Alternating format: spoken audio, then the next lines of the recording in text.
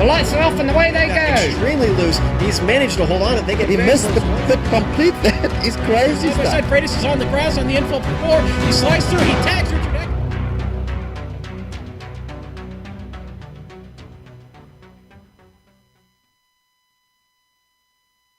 Last week, we kicked things off in France. Today, we head back across the channel to a track that has seen racing history play out as early as the 1930s.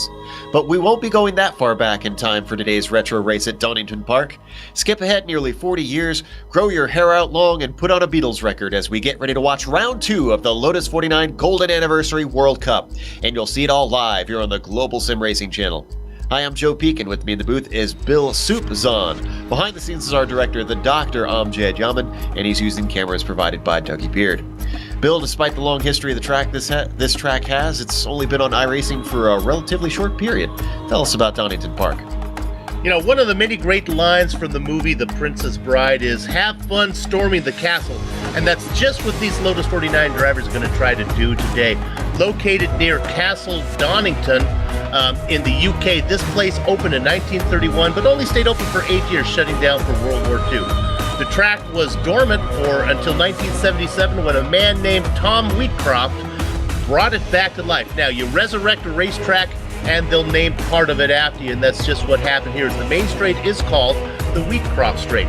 Donington is now a regular fixture on the Superbike World Tour Championship circuit, also the home for the annual historic motorsports event, the Donington Historic Festival. There are 2 configurations of this track, the Grand Prix circuit that has a really interesting 1 kilometer appendage kind of sewn on, but today we're on the shorter national circuit with that sewn on arm amputated. This place has only 10 turns that rise and fall over 3.1 kilometers, or for those metrically challenged, just under 2 miles. But the best way to get an idea of what this place is really like is to jump on board the GSRC Lotus 49 and take a lap.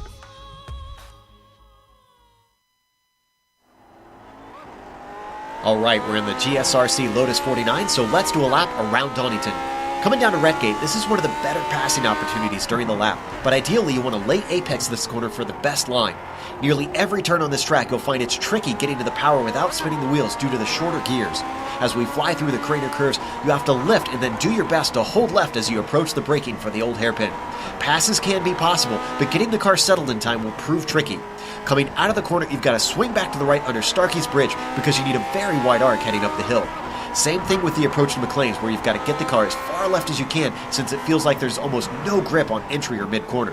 The crest and the 49's lack of downforce make this a patience-trying turn.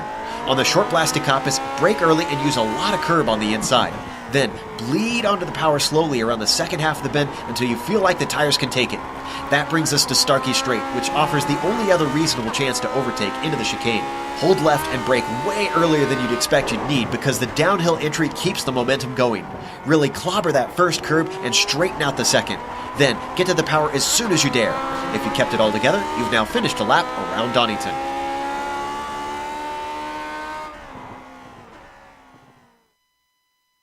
For the Lotus 49, a relatively quick lap around here without that extra bit on there. So we have 1 round down. That means we've got points on the board. So let's see what the Drivers' Championship has shaped up like after 1 time out there. And Michel Dudignon, of course, topping it. He's not here today, however. Same thing with the driver who finished second, Mick Claridge. Both of our main competitors who tend to top the charts, for whatever reason, are not able to make today's race. AJ Bear a little bit far back, and then of course you got Hideki Koivisto, who managed to get 2 points on the board there on the first round. That's a great start for him.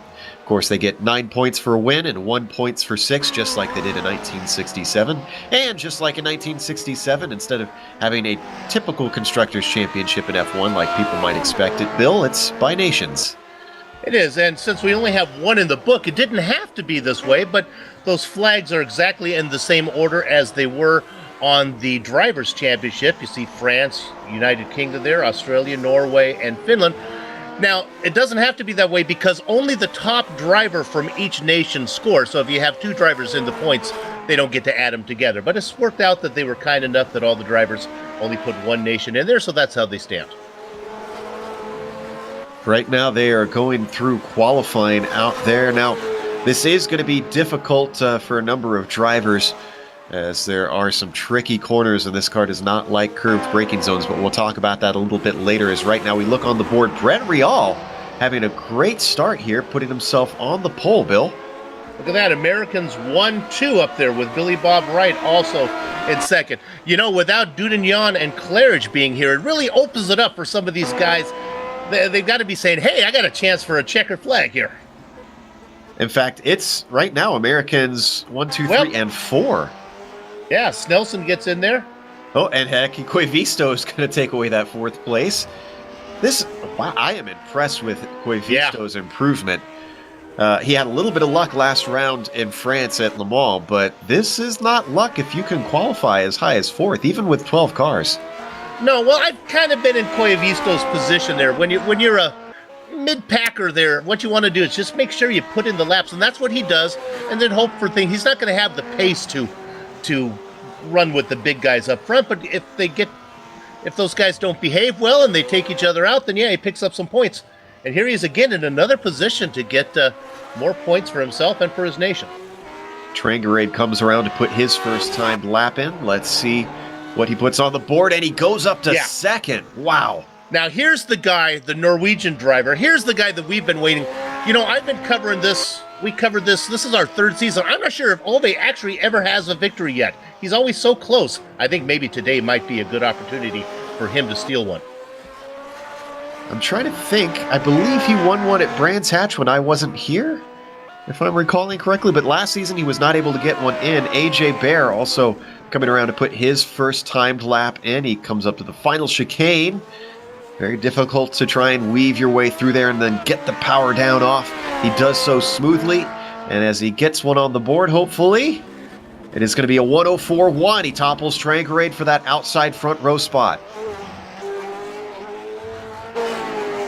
Smaller field here today. Usually we run around, 14, 15, even up to like 18 drivers. Only have 10 who've put in qualifying time, 12 on the entry list so far. Andrew Eng and Ove Trangarade out there still putting laps in. Trangarade on his second go-around is not able to overtake Bear back and reclaim that second spot, so he's going to start as best as 3rd.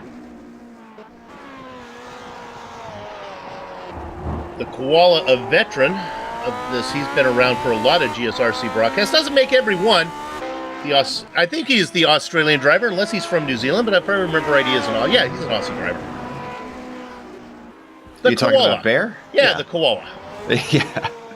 Yes, he is Australian. In fact, he is going to try and see if he can take that pole away from Brett Rial. He crosses the line, and that 104.1 improves to 104.0. Just barely 6/100ths of a second on top of Rial. Qualifying time's pretty darn close up there, about half a second separating the top 4 drivers. That looks to be everybody who intends to put a lap in, as Laurent Raffago and David Amos are not out on track with only 1:20 left. They don't have enough time to get a timed lap in. So let's go through our grid. AJ Bear is going to be on the pole, just barely snuffed out Brett Rial there at the final moments. Ove Trangarade comes home in 3rd for the grid. Bruce Nelson will start on the outside of row 2, with William Wright starting in 5th. And then the first half of the field is going to finish out with Hideki Koivisto in 6th, Bill. Then you have Andrew Eng down there. Don, tell me something good. Back there looking to score some points in 8th. A newcomer, Franziska Shu. I haven't seen him race before. Ivan, let's go with John Joe there. I'll go with that one. Lawrence, I get the hard ones, Joe. Reflin Gu, and then David Amos. I think we've been saying Ivan's name's Jojo. All right. But we haven't had a correction yet. Also, real quick, why don't we go over the race details before the cars get gridded? Pretty darn simple here. They're basic iRacing format here. This is race number 2 at 12. Our distance, though, this is important. 28 laps, which is a lot of circuits for this kind of for this event. Usually they have longer racetracks, so a lot of loops around here. Open setups, no stops for fuel, just like the old days of the points paid down to 6th. It's simple as it was in 67. Yep. That's the way the drivers here like it. They don't really want fancy rules. They just want straight up racing all the way to the line as they get ready to grid. I anticipate, I don't know, attrition so much, but certainly a few cars spinning off here today, Bill. Yeah, there are some tricky corners. This is hard enough in my little MX-5 that I drive around here. I can't imagine doing it in these Lotus 49s. I think the hard part is what they call the old hairpin down there. It's a right-hander, but there's a left-hander that sets it up. Some of these braking zones, I can't imagine doing it in this Lotus 49. We'll talk a little bit about it during the race, but man, because the Lotus 49s have such long braking zones, a lot of times they are in the curved section of the course. And I have a feeling that we're going to get a few drivers that'll give us opportunities to talk about that before this is said and done, as all 12 drivers slowly get to the grid, waiting for those lights to come on. Round 2, back in England, where this car was born. Gonna feel fitting, definitely in a track this old, though I don't believe this car ever raced here in real life. I'll have to go back and check to see whether they had maybe a non-championship race that was held here that these cars took part. I think it was dead. I don't think it was even racing at the. Oh, that's a good point. Yeah, it was resurrected in the 70s, so you might be right there, Bill. Although they do have that historic course, so I bet you there's been some Lotus 49s on here. Yeah, maybe a retro race at one point where one got to take place. So as the lights come up, engines start to rev, red lights are on, green flag is out, and wow, it was a horrible start for Bear. Look at Rial come up around the outside. If he can carry that speed here into the first corner around Redgate, he could take it away. Oh, they're going to be side by side for the lead. He interrupts the momentum of Bear, but still they're going to try and... Oh, and he gives up. Lift. Big lift from Rial. Not gutsy enough. That would have been a tough ask early on. Probably wise to give that one up like that. Everybody getting single file by the time they get to the old hairpin, knowing how tough it is to take it into there. Hard to pass here, Bill. Snelson is up a spot, though. He started in fourth. Oh, I hear some contact back. Oh, we got two together. Raffinger is in there. Yeah. Laurent Raffigo, and it looks like the other one was Francisco Shu. And, oh, this is sad to see for Francisco because it looks like they just tangled coming under Starkey's bridge. Francisco was getting a little bit frustrated with the car earlier this week. Wasn't sure if he was going to stick around in the series, and this certainly isn't going to help him out during the race. Yeah, that was a little bit of whether that was a corner that you had to back out for, or if that was just a kind of curving straight section. I think they both had different opinions of where the racing line was there. And there's a lift around that upward curve, I can tell you from experience, as we watch third place Snelson try to chase down Rial. So you can go through too wide, but oh boy, you're going to lose a lot of time. And that's the question that is facing Ove Trangarade and Bruce Snelson. They're sitting behind Rial as they close up behind him, is where do you make the pass?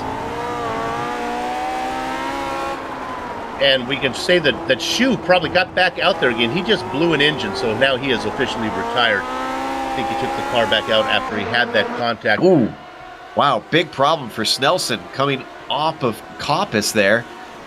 Just lost grip and thankfully kept the car on course. Oh, big slide into the final chicane. Here comes Trangarade gathering that grip together, but he's going to have to go the long way around Redgate. A defensive move from Snelson up to the inside, but he's timid on the brakes. There goes Trangarade into third. That's a little bit of a driver with confidence and a driver still trying to figure out what's going on there as Trangarade now moves up into a podium spot. How about Andrew Engel? I don't think he's ever scored a point here in the series. Racing in a point-scoring position right now in sixth and starting to come up on the back of Billy Bob Wright for fifth. Oh, and where did Rial go? Well, he's down to third now. Oh, we made a mistake coming on the old hairpin. And Trangarade, once again, waiting for the drivers ahead to have problems. He just breezes past. Maybe a slowdown penalty? It seemed like he cut the course. Was really slow on that one. In fact, he almost fell back into the clutches of Snelson. This time it was Trangrade sliding his way into the final chicane, but he held it together. He's about 3 seconds back from Bear. He's got a lot of ground to make up if he wants to try to run him down for the lead. Watching Billy Bob right there in 5th. He's working on Snelson, who has certainly not moved his way back forward to try and take it back from Real. He's fallen into the clutches of the Floridian. You're looking at just kind of working his way, trying to find a way there around. Billy Bob was looking on the outside, looking on the inside. Now, fans of this series may be wondering about a Trangrade if they're running that fuel kind of ballast that they've been doing. That's long gone, right, Joe? So everybody's on the same, it's a level playing field, or I guess a level racetrack. Yes, they decided to abandon it for this season. It was fun for the last one, made some interesting battles, but they wanted a straight fight this time around. So with that said, let me give you the interval now that Trangrade has nothing between him and the leader. It's 3.2 seconds between those top 2 drivers. And it was 3 seconds last lap by the lines, which means that Trangrade seems to be lapping a little bit slower. He's going to have to dig deep. He's also got Brett Real, who's not giving up behind him. Wow, little wheels in the dirt coming out of Redgate for Ove Trangrade. Keeps it together and doesn't lose ground, but he's got to be careful. David Amos is stationary. Oh, he was off track. This was coming out of Coppice. This looks to me like another driver that just was a little too greedy with the right foot. Well, actually, maybe a wheel off in the dirt, too. Yeah, got the left rear off, and the car came around. Now, he didn't hit anything. Maybe he just wasn't feeling it today and decided to race a different one. Yeah. He was in the back, so there was little for him to gain, although if you keep going in this car, a lot of times you do gain spots, as drivers like that have problems. So we come back up to our leader, Bear, and he is again extending that gap. It is now 3.7, a half-second difference that lap. Just in Amos's defense, if this is one of the cars that you really don't want to be trying to figure out during the race, because it could make for an ugly broadcast, as we'll have a lot of camera time on you, so maybe that's a smart move. It is a short lap as well. I expect with 28 laps that we will see lap traffic. Which is good for Trangrade if he's trying to run down Bear. Could give him an opportunity, but Trangrade continues to put 2 wheels off into the dirt in various places. If he keeps doing that, he could get bitten. Yeah, I think Trangrade needs to start focusing his attention in the rearview mirror rather than the windscreen, because they're coming. Real and Snelson. Both drivers have regrouped as they come onto Starkey Straight. This is one of the good places to try a pass. Usually you don't say that about chicanes, especially in this car, which does not like chicanes whatsoever, but it's one of the few heavy braking zones that are in a straight line around here. As we ride on board with Bruce right now, looking ahead of at Real. I can report that Cuevisto was able to get around Eng, so once again the Finn is in a points-paying position. Well, that was a big lockup from Billy Bob Wright ahead of him as well. Not used to Billy Bob Wright giving into pressure like that. Yeah, remember, Wright was on the tail of Snelson trying to run him down. He's fallen back. Yeah, there's a 3-second gap between them. Oh, and do we have a change for position? Real over Trangrade, and it's in the same spot that it happened before. Just reversed. And this definitely looks like a slowdown penalty to me. And it looks very much like the same pass is pretty much a mirror image of the pass we saw for position the first time. So, yeah. I went back and looked. He didn't cut it at Redgate. He didn't cut it at the old hairpin. I'm not sure what happened there. So that moves Real back into second position where he started this race. All that swapping of position has let the Koala Bear run away with this thing, now up by about 6 seconds over second place. Our tightest fight is definitely still for this second spot. Look at Trangrade trying to come back at him. The Scandinavian wants to get back where he was before. Much tighter through the old hairpin. Gets a fantastic run, but he can't do anything with it under Starkey's bridge.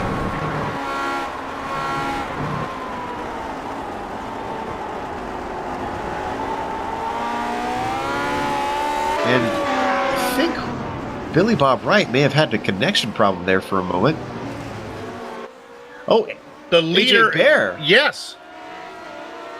Can he come has back? disappeared. He's not coming back. Well, he hasn't. We haven't gotten a manual a throughput level warning about his connection here on our iRacing chat. Good news is there was no one around him, so if he's still out there racing.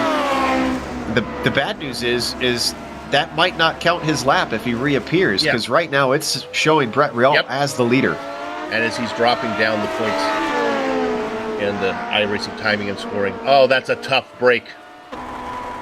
That has got to be disappointing, looking like he had this one sealed up, one of the rare opportunities that he could take advantage of Mick and Michelle not being here. But boy, look at the battle for the lead we've got on our hands, because Brett Real is being hounded by Ove Trangarade. Bear's misfortune is really the viewers' good luck here, is now we have a great battle for the lead. A three-way battle at that. Bruce Nelson is on the tail of these two, waiting in the popcorn position, ready to snatch things up if something goes wrong between the Scandinavian and the Pennsylvanian. Now they come down here to the chicane that on this configuration is a right-left little Oh, he's got maneuver. a great run on him. Yeah. Oh, he's trying to force the issue, holding him to the inside. Now he switches back to the racing line. He's much stronger on the brakes, comes a long way around, and Ove Trangarade with a power move for the lead. It's almost like Real is not as confident when he takes that defensive line in there of where the breaking point is for him. I wonder if maybe the brake marker is harder to see on that inside line. That's twice now we've seen the driver who went defensive have a harder time. It's still not over, though. You can see Real and Snelson aren't falling off the back of that gearbox. But your order now for the top five: Trangarade, Real, Snelson, Wright, and Koivisto. And that moves Andrew Ing back up into his points-paying position in 6th. I'll have to do some research. I'm pretty sure Ang scored some points last season. At some point, we had 20 different drivers, Bill, get into the points last season. Oh, and Bear's reconnected, but you can see he's a lap down, I think maybe 2 laps down, and he's come out with the field just going by. Meanwhile, Don Good has a problem out of the final chicane, and he's having to actually reverse back onto the track. Now, Don, you're only in 7th position here. You keep that car out there. There's points for you if something happens up front. He did not hit anything you could see on the replay. You know, it just occurred to me, how often, I wonder, did they actually have to use reverse in this car in real life? Don Good. Actually, I had not looked at his livery recently. I love that classic Coke logo on that car. Something they didn't really do on these cars, but it looks good. Pun not intended. All right, back up to the lead. Trangarade has extended things just a hair. He's gotten it up to 7/10 over Real, so he's put him at a little bit of arm's length over the Pennsylvanian, but one mistake could bring him back in. Same thing with Bruce Nelson, about the same distance back. So once again, just to follow up on how the nation's scorings are, you have Pennsylvania, the Northwest, Florida, all those U.S. drivers in there, even Eng in the points-paying position. They don't get to combine them. They'll just take the top score for the U.S., which would be Real, which would earn him, I believe, 6 points for 2nd place. Now, the good thing, though, for the Americans is that them locking out so many positions means that none of the other nations are going to be scoring except for a couple.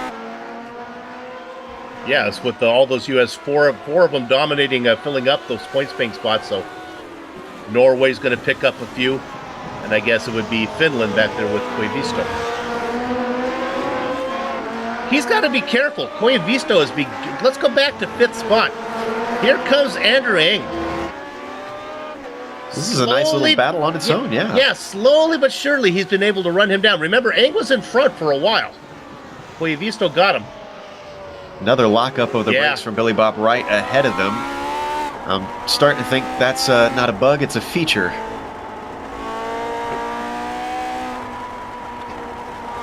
We ride on board with Andrew. You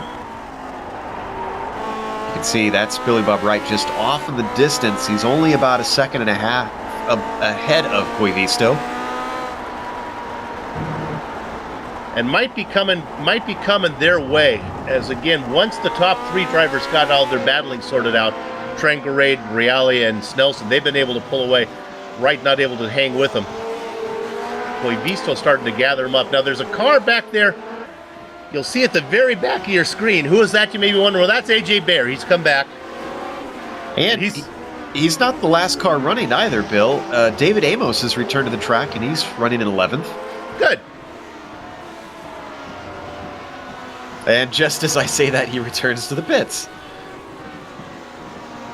Looks like he actually had a problem coming into the final chicane. Just about spun the car through there, and once again, doesn't hit anything, but he pulls off and he parks it. And this time he has gotten out of the car, so I think David has officially called it a day. Now we're quite going to get in an unusual situation here in a minute where lap traffic is going to play a factor. You're looking at Trangarade really working it. He's not sitting still. We've seen him put wheels off. We've seen him slide now. Wow, just wobbling all over the place coming out of Coppice. Jim Clark, he is not today.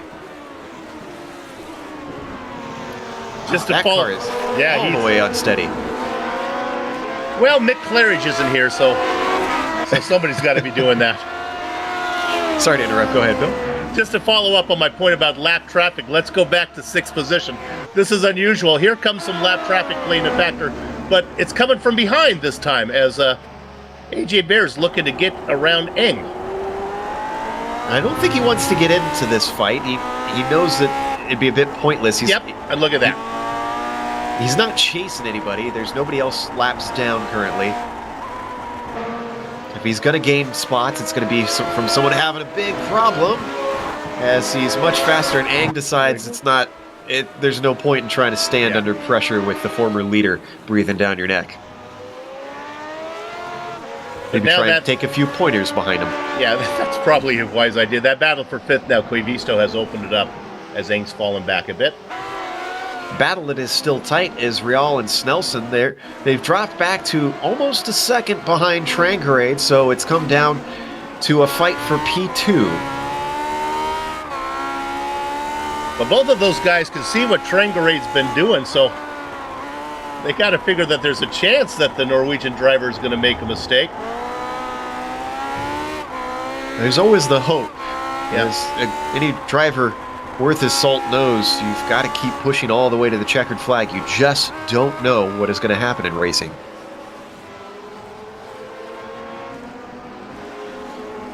This is one of the few cars, Joe, and correct me if I'm wrong about this one, but usually when you see drivers struggling like that, it usually means they're not going fast. It seems to me that you can still get the car this Lotus, you can still get it sideways and still be putting in some pretty good lap times.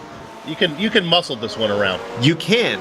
However, we've heard from a number of drivers that despite these being older style tires that are very hard, you can overheat them. And as you overheat them, you lose grip. And the more you lose grip, the slower you go. Yeah. Still, 13 laps, a lot of racing to go here. And yet it's not an unusually long race for these guys. It's about a half hour long. It's how long they typically run. And Trangarade may be experiencing what we just talked about, as he's fallen back to about 0.8 before it was up to as far as 1.3 seconds. That's the other thing about this car, though, Bill, is unlike most cars, there's quite an ebb and flow between the gaps just because it's so easy to make mistakes. Yeah, Snelson now really starting to get on the back of Reale. Joe, you've driven this car a lot. How does it handle when the fuel gets light? Does it change much, the fuel load? The way the car feels? It can get a little bit more squirrely because with that weight, it kind of holds the car down. That extra gravity gives it a little bit more grip. Oh, and who is that off to the side? That was Rafago. This was into the final chicane. Now, it's hard to tell if he outbraked himself or if he just let them through. That's just, I think that was just a pull over and go on, boys. That puts him a lap down. However, he's still a lap ahead of AJ Bear. Snelson now all over the back of Rial. Fight for P2 gets hotter. Northwest driver poking and prodding at this point as we ride on board with Snelson just looking over the suspension. This car gives you a great view of the driver. Go ahead. I love this shot. It really shows you how much these cars, probably more than any car on iRacing, the suspension really works. Really, the ride height on these cars are so high as well. I think Snelson might be faster than Rial, and I think he's going to say, you know, Brett, if you're not going to be able to run down Ove, then let me have a shot at it here. One thing I'm looking forward to as well, Bill, is when eventually they'll get driver animations that cross the arms over on this car is a little bit of a mistake through Redgate for Snelson, cost him some time. Now, granted, if you're crossing the arms over in this car, something's probably going wrong. Yeah.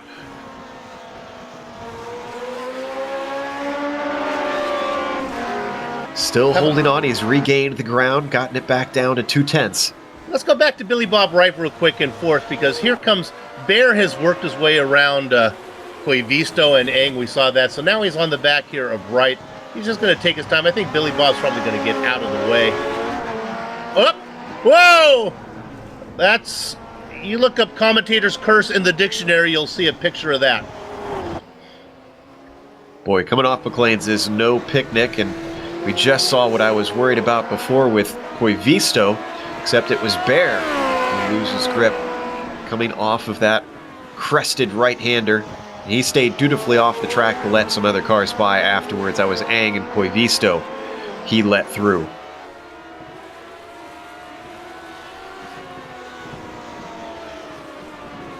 Battle is not subsided between Snelson and Rial. Oh, here he comes. Oh. You can think about a pass down into the old hairpin. It's going to take a bit of a dive. The only reason I'm never really sure about doing that, Bill, is like you said, it's got that curved entry. If the car ahead defends, you're not going to know until you're already committed to that inside line. But I think that just demonstrates that Snelson is faster. I think the problem is Snelson feels comfortable on the parts of the track where it's difficult to pass, so he's kind of stuck back here right now.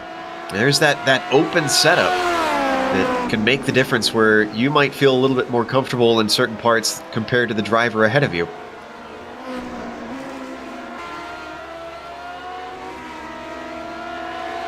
Certainly seems a little bit steadier on the brakes. You can see how much better Rial is going into that corner when he can take the racing line he's been practicing. Only 8 laps left to go in this 28-lap race. If you're just joining us, you're watching the Lotus 49s and the Lotus 49 Golden Anniversary World Cup official iRacing out here. We're watching the battle for second place. And boy, it has swapped around up at the top. We started with AJ Bear leading. And then Ove Trangarade took it over. He was in quite a fight with Brett Rial and Bruce Snelson. He's stretched away since, and it has been left to the number 5 and the number 2. Joe, old-timers like me did appreciate the Beatle reference in the opening there. This is the 50th anniversary, not only this Lotus 49, but also the greatest rock album in history, Sgt. Pepper, came out 50 years ago. From this nation. Just please don't start singing his song. I might walk out on you, Bill. No, all right. Oh, that was good. Oh, and what's happening to Eng? A problem in the final chicane. Oh. Yeah. We're going to see the replay, but coming into the pit lane, he had trouble as well. Car was not turning just onto the power after it got unsettled with that curb, and you couldn't see it from that angle, but he found the barrier. And right at the end, that's going to cost him points for sure, because Don Good is coming by now, and Ang is in the pits. There you can see him lose it. With our partner, Sean Ombros, not here today, I'm going to do this for him. I'm going to quote a little Chaka Khan here. Sean coined the phrase, Don, tell me something good. Well, I got something good to tell you, Don. You're in 6th. You got yourself a point, baby. Yep, the Club West driver is certainly going to be happy about that. That'll put him on the board. If he can bring it home, though. We got 6 laps to go.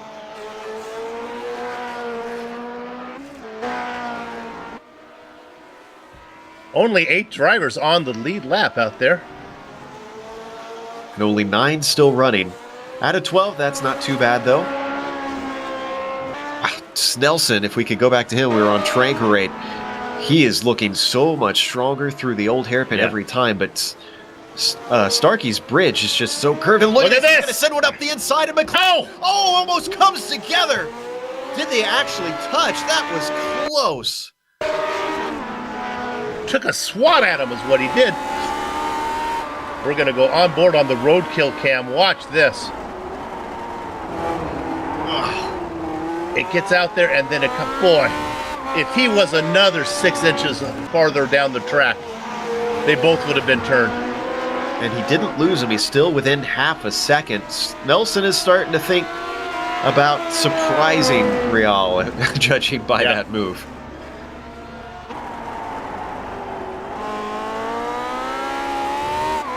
Still following in his tire tracks, unfazed by the near miss.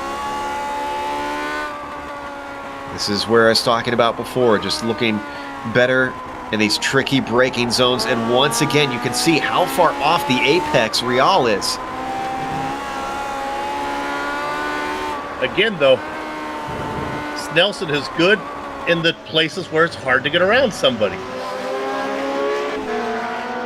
He's going to have to improvise. That's going to have to make a pass where you wouldn't really expect it. And that's what he's. Look at this. He's got a good run here off of Copus. This is going to be his best opportunity, but Real finally found his legs. Is he going to go defensive? Just a little bit off the racing line. Snelson takes a peek, decides better of it. If he can get the run off of here, he could get another chance, but they're about even. Yeah, if he could get a good run out of 10, he could force Real into that defensive line into 1, and we know that he's not great down there. Where are your more traditional passing zones, Joe? Would be down into 1 and then into Roberts and into 9, you would think? Yeah, and into the final chicane, I would think. Coppice, maybe, but that would take a real surprise dive. You'd have to have a big mistake from the car in front. Snelson this time too far back to try anything into McLean's. That definitely took me off guard. I have a feeling it took Brett Real off guard as well. They're coming up to traffic. Is this going to play a part? It's Ivan Jojo. He elects not to pull over. No, he does a little bit. Oh, wobbling. It's a little bit too late to try and pull to the side as he loses control a little bit. Both drivers slipping through, but that threw Brett Real for a loop. Here comes Snelson to the inside. This is his best opportunity. He's just a little bit better on the brakes. He finds the apex. Real tries for an over-under. He's got a better run out of the corner. They're into the Craner curves. It's hard to pass through here, and he's not going to have a chance. Finally, Snelson is through for second. And now we're going to go on board with Bruce Snelson and take a look at this one. We're going to watch from the view of Snelson. Jojo was half thinking about pulling over, but half thinking about doesn't help the leaders. Yeah, I don't know what more he could have done there. They just caught him at a horrible spot. Then this is the part. Look how Snelson decides, no, I'm going underneath you. Yeah, there was a defensive move, but he didn't go all the way to the inside, and that's what offered the chance for Snelson. And now that Bruce has clear air in front of him, at least he can take advantage where he's fast. But Real not giving up. I was going to say, the question is, how evenly are they matched? Even though Snelson was faster in certain parts, was he faster everywhere? Coming down the crater curves once more, starting to stretch out. This is where he can make time, most likely. Let's keep an eye on that gap, and yeah, look at it stretch away. That is where Rial has been struggling.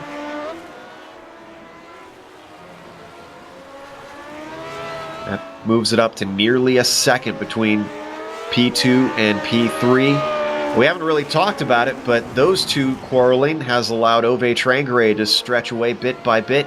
It's 4 seconds between Snelson and the Scandinavian. 2 laps between Ove and a checkered flag. Now 1 lap.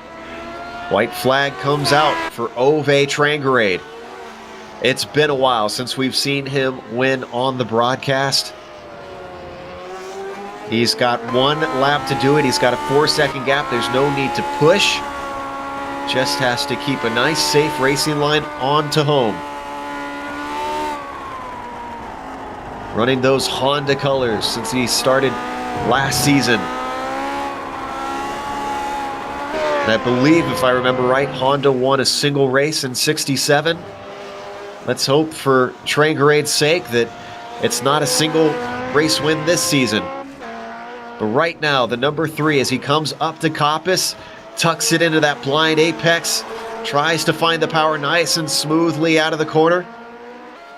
1 more turn to go through the last chicane, looking for that brake marker. Ove Trangaré has been waiting for this win on the broadcast, slides it through the corner. Out of the bend, he's smooth to the power, and the win goes to Ove Trangaré. Snelson able to distance himself from Rial, coming home easily in second. Rial's going to have to settle for the final podium spot. Billy Bob Wright taking home 4th, but not too far ahead of Koivisto, who's trying to lap Ivan Jojo. And then we've got a ways to go before our last points paying position, Don Good. Oh, come on, let's stay on him. Let's watch Don go around here. I don't think he's scored before, so this is... I hope he comes in and talks to us. Well, I'll double check that. I'm pretty sure he has. I have a feeling he's sniped a 6th place here or there before in one of the high attrition races. But right now, he's proving the real thing, as he's going to grab this final point, because Ivan Jojo was a lap down, so there's no denying him now. Don Good takes it through that last chicane. Out of it he goes, and there's 6 for Don Good. You would have to think with 20 drivers scoring last season that Don was probably one of those 20. Congratulations to all the drivers. Nice race. With that, we're going to go to break here, and we'll come back with the official results as well as driver interviews. But on the screen, we'll have all the upcoming races on the Global Sim Racing channel.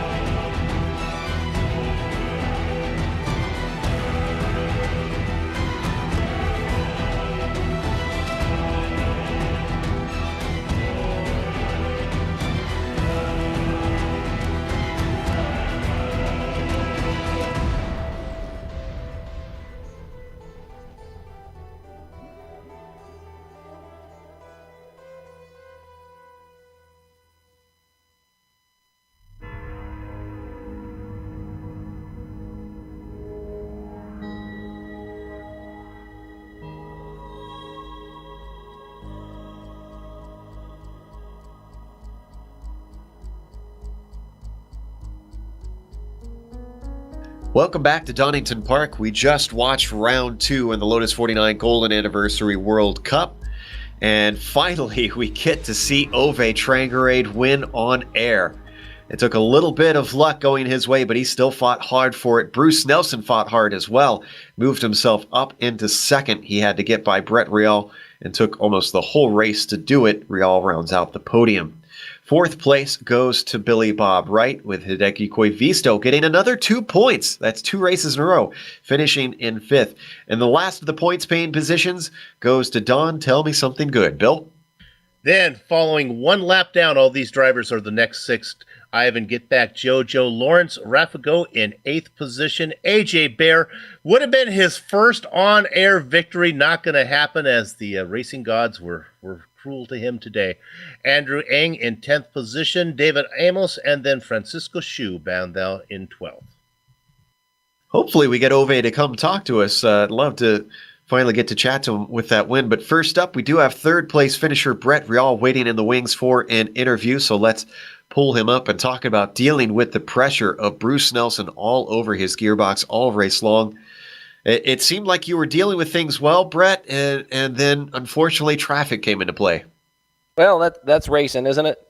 You know, that's just the way it goes sometimes. But yeah, I was just happy to be able to keep Bruce behind me for as long as I did, because we were talking about it after the race. What's the name of that long right-hand corner before the chicane? Coppice. Coppice. I can never remember that stuff, but I get so twitchy coming out of that, and I get on the gas way too early, and then I start to slide a little bit, then I got to get off the gas, and next thing you know, I'm like, oh, I just keep losing time there. But yeah, that was really fun, and it's so easy to get time penalties here. We noticed a few drivers have to pull over to the side, yourself included.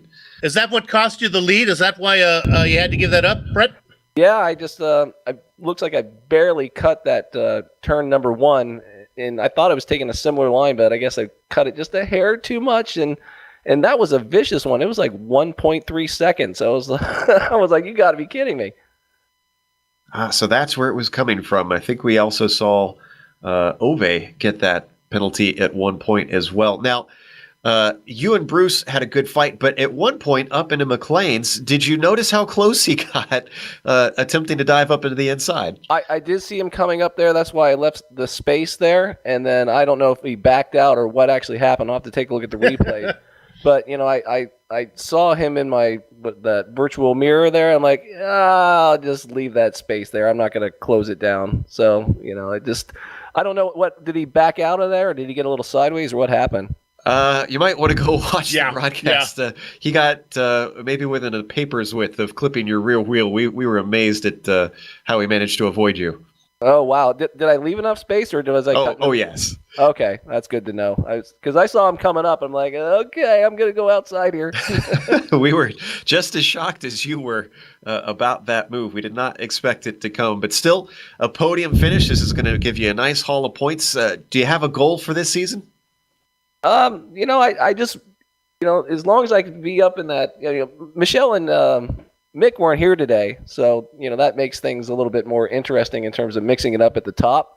But, you know, I just want to try and score as many points as possible, and, you know, maybe try and get in the top 5 this year. We'll see how that happens. It seems like a good goal for you. You're usually up and trying for those points there at the bottom of the points paying positions, going for top 6s, but looks like we don't have anybody else to talk to today, so you'll have to talk to the boys and say, you know, get up here if you get a podium. But congratulations on that 3rd. Yeah, thank you very much. Always a pleasure to talk to you guys. There's Brett Rial rounding out the podium here today, and as I said, nobody else has come up to talk about their race, and we're going to close up today. Of course, we want to thank Jack Ulstead and Benjamin Zoko for doing a lot behind the scenes to bring this broadcast to air. And also, thanks to the companies that provide the software and hardware for our broadcast listed here on your screen. Additional thanks to Eric Eckhol and Casey Lalonde, who provide our wonderful music. See the screen for how to get a hold of more of their great work. Thanks to the team today, Bill, Amched, and Dougie. If you'd like to find out more about GSRC, including upcoming races, you can find it at globalsimracingchannel.com, or you can check out our social media. We're on Twitter at GSR Channel, or we're on Facebook. You just type in Global Sim Racing Channel, one word, you'll find us there. The next race, another British track. We're staying over here. Another new one on iRacing. That'll be Snetterton. That'll be Saturday, September 30th at 9:30 a.m. Eastern. We also have upcoming races for other series listed on the screen, so check those out and mark them down on your calendar. However, until next time, race clean, race hard, and we'll see you on the track.